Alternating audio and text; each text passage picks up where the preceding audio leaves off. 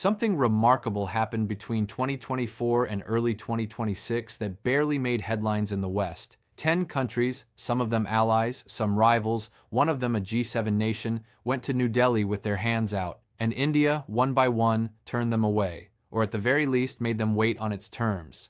This isn't the story of a cruel nation, it's the story of a country that learned, the hard way over decades, that unconditional generosity earns you nothing but ingratitude. India is now the most strategically courted nation on the planet, and it knows exactly what that's worth. Let's break down all 10. We'll start where the drama is highest and build to the one that changes everything. 10. Maldives, the island that bit the hand that fed it and is now drowning in debt. In late 2023, newly elected Maldivian President Mohamed Muizzu swept to power on one slogan, India out. He expelled Indian military personnel, pivoted to Beijing, and let his ministers publicly mock Prime Minister Modi. India quietly responded by doing nothing, and Indian tourists, who had made up a significant share of all visitors, stopped booking flights to Malé. Many chose Thailand instead. By 2025, the bill had come due.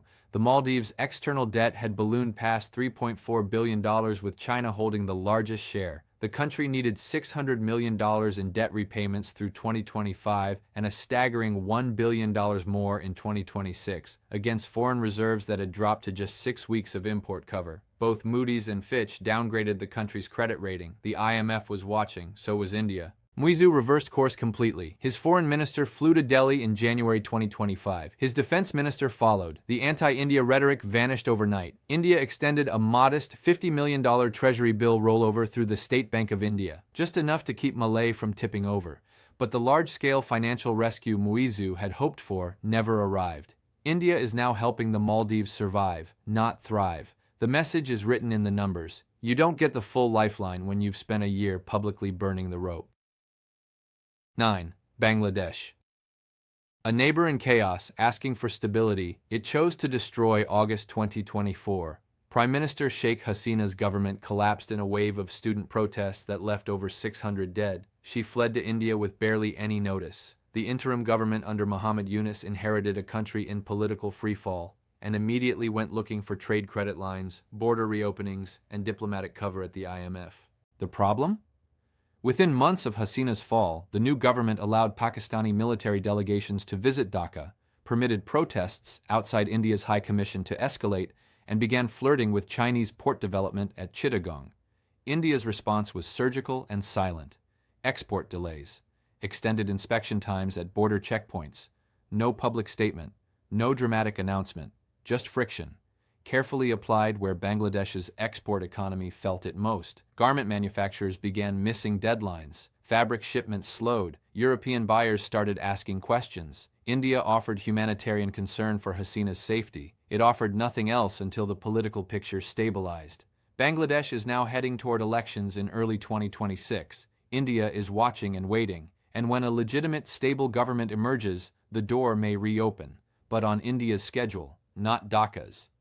8. Nepal, landlocked between two giants loyal to neither. Nepal's Prime Minister KP Sharma Oli came to Delhi in late 2024 asking for hydropower funding, fuel supply guarantees, and World Bank loan backing. On paper, a reasonable ask between neighbors. In practice, a brazen one. Nepal already owed China $4.7 billion, much of it for infrastructure that analysts described as economically useless.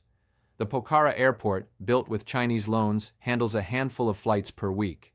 Roads connecting to the Chinese border generate minimal traffic. Meanwhile, Kathmandu was floating a Chinese military training facility proposal while simultaneously citing environmental concerns to block Indian road projects that somehow didn't apply to Chinese ones. India's response was conditional and clinical, cooperation on infrastructure in exchange for genuine policy reciprocity, no blank checks. Kathmandu faced extended power cuts through early 2025 that India had the technical capacity to resolve in weeks. It chose not to intervene. The Asian Development Bank's data showed a majority failure rate on Chinese infrastructure projects in the country. India's position was simple: we are not here to bail you out of deals you signed voluntarily with our rival. Nepal is learning that being landlocked between two powers means you must eventually choose your primary relationship. That choice has consequences. Number 7. Sri Lanka, a recovery built on borrowed time. Sri Lanka's 2022 economic collapse, the worst since independence, was a catastrophe the country is still climbing out of. President Ranil Wickremesinghe stabilized the economy through IMF austerity, but by early 2025, Colombo was back at Delhi's door asking for a credit line extension, fuel agreements,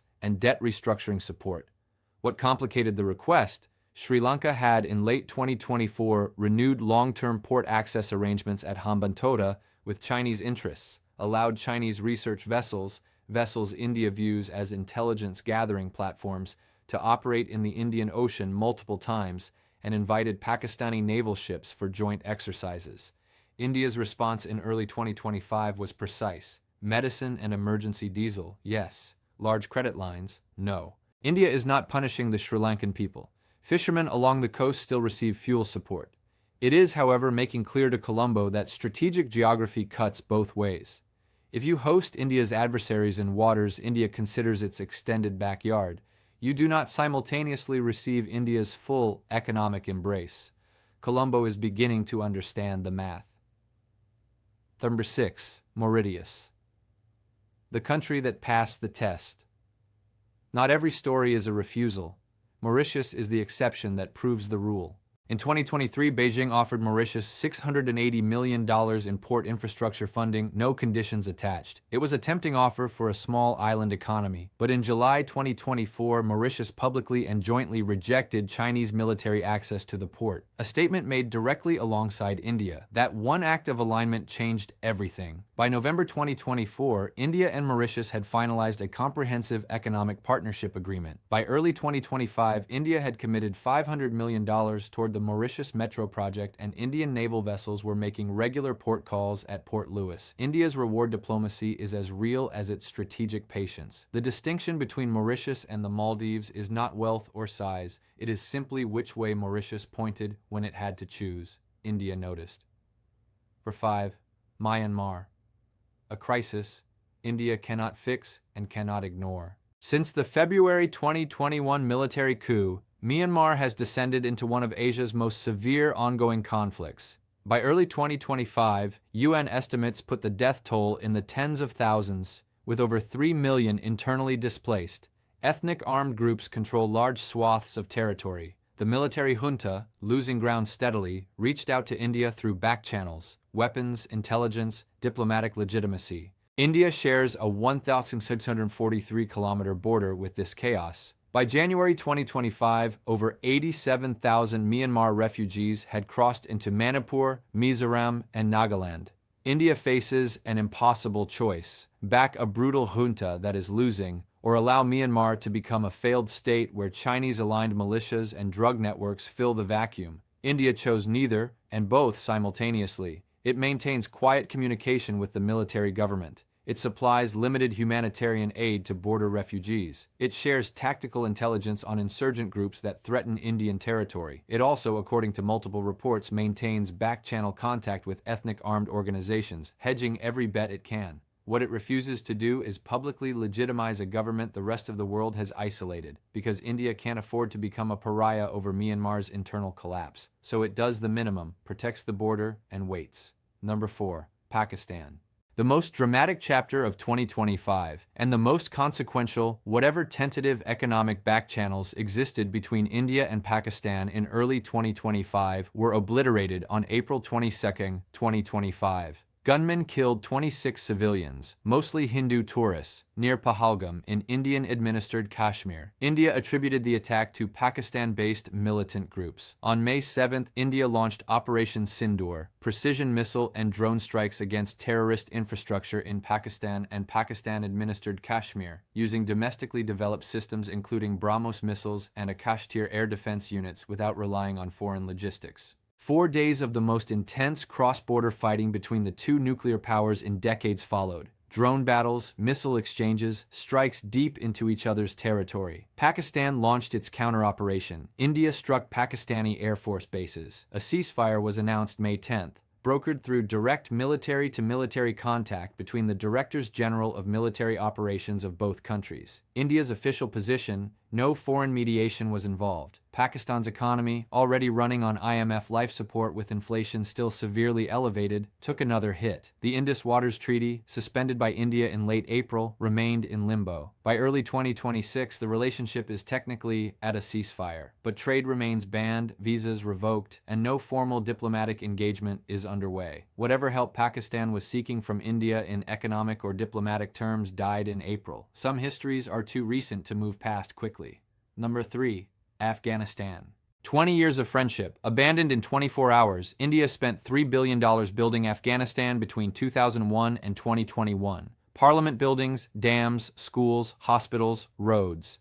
When Kabul fell in August 2021, India evacuated in under a day and left it all behind. By 2025, Afghanistan under Taliban rule had descended into a humanitarian emergency the UN describes as one of the world's worst. Over half the population requires food assistance. The Taliban's back-channel requests to India: resume development projects, open trade, recognize the government, send medical supplies. What they really want is legitimacy. India was genuinely beloved in Afghanistan. Bollywood played in Kabul cafes. Indian engineers were treated as heroes. Indian recognition would carry symbolic weight that others wouldn't. India's answer: humanitarian aid only, routed exclusively through UN agencies. Zero direct recognition, zero project resumption. Because recognizing the Taliban means validating a regime that has banned women from education, that shelters groups with ties to Pakistan's security apparatus, and that the entire international community has refused to formally acknowledge. India cannot afford the diplomatic cost of becoming the country that broke that consensus. The guilt is real, the pragmatism is real, and pragmatism is winning. Number 2. Canada. A G7 nation that had to learn respect the hard way and then changed course. In September 2023, Prime Minister Justin Trudeau stood in Parliament and accused India of being involved in the assassination of Khalistani figure Hardeep Singh Nijjar on Canadian soil. India denied the allegations, expelled 41 Canadian diplomats, suspended visa services, and froze the relationship entirely. The economic pain was immediate and severe. Canada had over 400,000 Indian students generating billions annually for its universities. With visa processing frozen, institutions including the University of British Columbia faced massive budget shortfalls. Canada's tech sector, heavily reliant on Indian talent, began screaming. The relationship had collapsed, and Canada was feeling it more than India. Then Trudeau resigned. Mark Carney became Prime Minister in early 2025. At the G7 summit in Kananaskis in June, Carney and Modi met and described it as foundational. High commissioners were restored in August 2025. Foreign ministers met in September. By early 2026, Carney visited India personally, and the two countries signed MOUs on energy, critical minerals, uranium supply, and AI cooperation, and launched formal negotiations toward a comprehensive economic partnership agreement. Here is the shift that matters. Canada came back. India did not chase. Canada changed its leadership, moderated its tone, separated security disputes from economic engagement, and moved toward India's terms. A G7 nation, part of the Five Eyes Alliance, recalibrated its posture toward a country it had publicly antagonized. That does not happen unless the power equation has fundamentally shifted. 4-1. United States. The superpower that needs India more than India needs it. This is where the story becomes genuinely historic. The United States spent much of 2024 and early 2025 offering India things it has never offered any partner in its history: GE 414 jet engine technology transfer, semiconductor manufacturing cooperation, critical minerals agreements, a permanent UN Security Council seat as a stated goal, intelligence sharing on Chinese military movements throughout the Indo-Pacific. India's response throughout this entire period: yes to technology cooperation where it suits us, but we are not joining your alliance. We are not your counterweight to China. We will continue buying Russian oil. India purchased over $50 billion worth of Russian crude in 2024 while the US asked it not to, and we will not accept criticism of our internal affairs in exchange for partnership. Then came the turbulence.